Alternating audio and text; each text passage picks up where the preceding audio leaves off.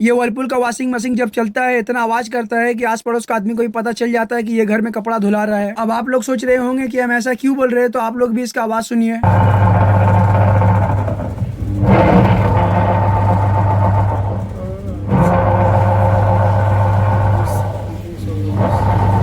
आवाज तो सुन लिए, ये मशीन सिर्फ आवाज करता है, काम कुछ भी नहीं करता है। इस तरीके का प्रॉब्लम ज्यादातर गियर बॉक्स खराब होने से आता है। ये लड़का अभी काम सीखता है और ये पीछे वाला कवर खोल रहा है और देखिए ये है इसका गियर बॉक्स। इसके नीचे वाला पुल्ली तो चल रहा है पर ऊपर वाला पल्सेटर नहीं घूम रहा है। इसका गियर बॉक्स ही खराब है, वो चेंज करना पड़ेगा, तब जाकर ये प्रॉब्लम सॉल्व होगा।